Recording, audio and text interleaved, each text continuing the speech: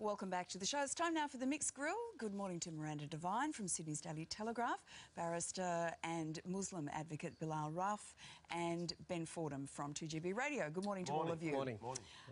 Pretty much one topic on our minds this morning: dramatic scenes on the streets of Paris with several false alarms of another attack. This happened just before we went to air, just before 5 a.m. this morning. Carl there. In a situation nobody quite knew what had happened. There were screams coming from down the street. This is another site. This is just near the Place de la République, where Amelia Ballinger is for us this morning. And basically everyone is jumping whenever there is the smallest sign of panic. Police having to move into the scene to work out what's going on. You can see people running across those makeshift memorials that have been set up across the city. People just completely on edge. Now, this all comes after reports that the Iraqi government had issued warnings to coalition countries about an imminent terrorist attack, a full 24 hours before those atrocities in Paris on Friday night. Now, Ben, if those reports are true, that's a serious intelligence blunder. Oh, look, Lisa, I think there's too much weight placed on the authorities to stop every single one of these attacks. I mean, when we see an attack like this, people, including when we saw one in Parramatta in Sydney a little over a month or so ago, it was all about how could this have happened, how could our security agencies have let us down. Our security agencies stop countless attacks from taking place on our own shores. And it wouldn't be unusual for Western countries to be receiving a tip-off from intelligence sources on a weekly basis that something might be imminent within days. There were no specifics about who was carrying it out, no specifics about where it was going to be happening, no specifics about when it was going to be happening. How do you stop that when you don't have that kind of detail?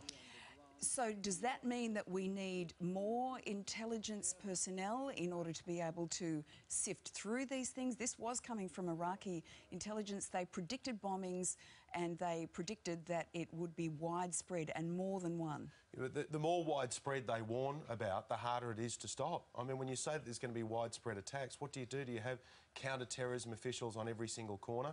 Yes, if we had counter-terrorism hit squads in every movie cinema, in every restaurant, in every cafe, in every bar, then we would be better placed at stopping this stuff. Is that what we are resigning ourselves to?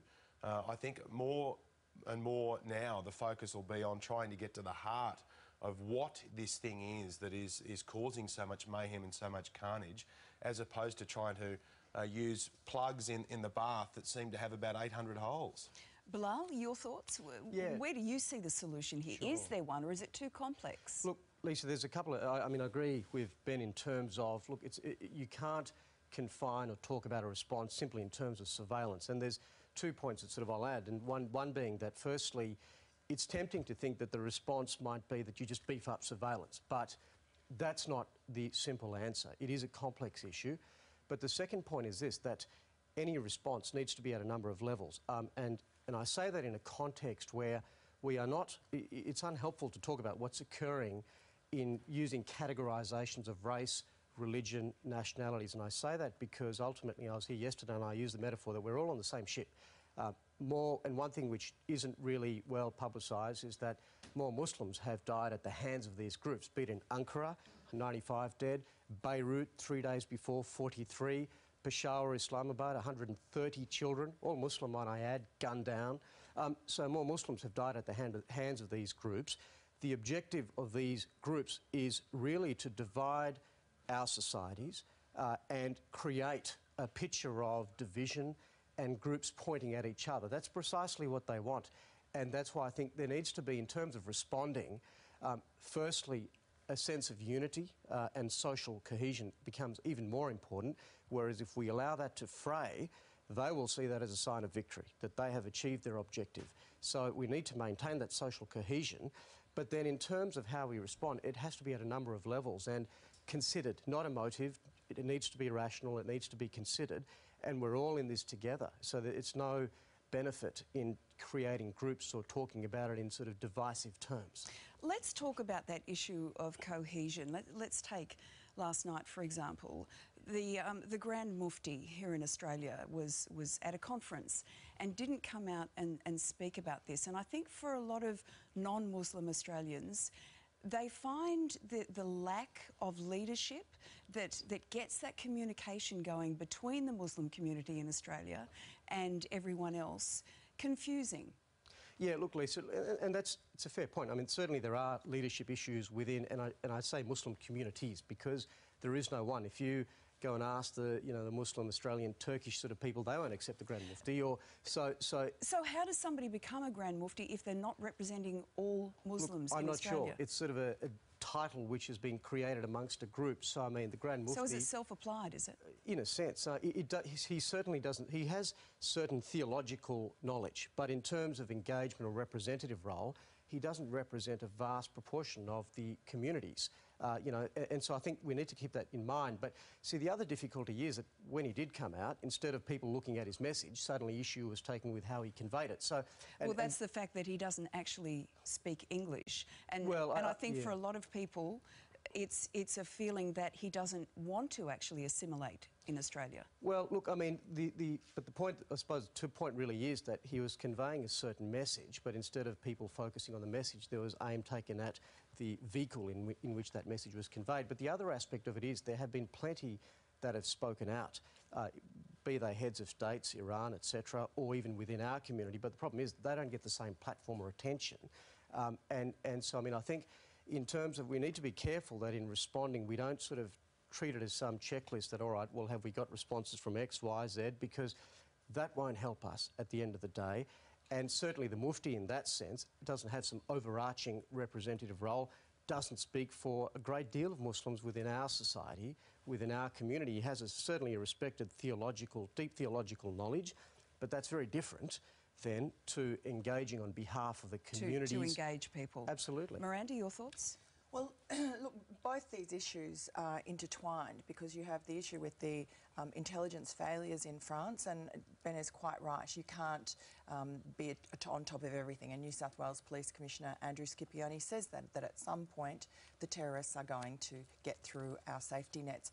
And yet part of our safety net is the community, the Muslim community itself, and an enormous amount of human intelligence. You can have as much surveillance of the web and mobile phones and so on as you like, but increasingly as the terrorists move into the dark web, human intelligence is more important than ever. And so that is really the reason for the average Australian to understand that it is necessary and that the Muslim community are with us, not against us, 99.9% of them. So for our own preservation, the Muslim Australians among us are just as much victims, potential victims of these fascists, these Islamofascists, as anyone. Yeah. Well, we've got reports this morning that one of the terrorists gained access to France after travelling 4,000 kilometres from Syria, posing as a refugee, and there's also question marks over a second. Now, this comes in the wake of Pauline Hanson's controversial anti-immigration comments on Weekend Today. If you missed it, have a look at this. People don't want another 12,000 refugees in Australia. People of Australia don't want more Muslim refugees in Australia who may be ISIS plants. Ben, is this helpful? Oh, well, look, it's probably not all that helpful, but Pauline is welcome to have her view. There's no doubt about that. And there is an issue here. I mean, I'm not going to go jumping too far ahead when we don't know the identities of all of those who've been involved in what's happened in France. However, it does seem that there are signs there already that some of them did come in that wave of refugees that came in from Syria, and that Angela Merkel, the German Chancellor, seemed to have no issue with, and she said, let's welcome with open arms. When you welcome millions of people with open arms in a short space of time, you're going to have some people potentially who are going to slip through who are evil people. We are not doing that. Tony Abbott, the former Prime Minister, took the view that 12,000 people would be welcomed from Syria and they would go through all the checks and balances that anyone does when they arrive in Australia. That's the difference between how Angela Merkel handled it and how Tony Abbott handled it. Are you happy for those 12,000 to still come in, Miranda? Well, of course. I mean, I always was. But Tony Abbott had said that those 12,000 would be the persecuted, the most downtrodden. So let's hope that the new government is ensuring that that is the case and that they really check the bona fides of these people, because, you know, the tragedy is that now that there's news that one, possibly two of the terrorists in Paris did come through in that million flood of asylum seekers unleashed by Angela Merkel, that has tragically put a real question mark over all humanitarian intakes in all decent countries. And of course that's what Islamic State wants to do. They don't like the fact that Muslims are wanting to move to the decadent West. They want to destroy that attraction for the poor refugees who have lost their homes in Syria because of these ideologues. They want to come to the West to make a new home. We want to welcome them with open arms. That's the last thing that Islamic State wants. Okay, just one last word very quickly, Sure. Bilal, we're out of Lisa, time. just to really add, I mean, I think it's important from an Australian context with the issue around refugee. It can be a bit of a distraction for us because even at a purely logical base level, if, God forbid, but if we, if there was someone with a sinister motive in mind, the last thing they would do is jump on a boat with the knowledge that they would likely be detained for months and months and months and possibly sent abroad.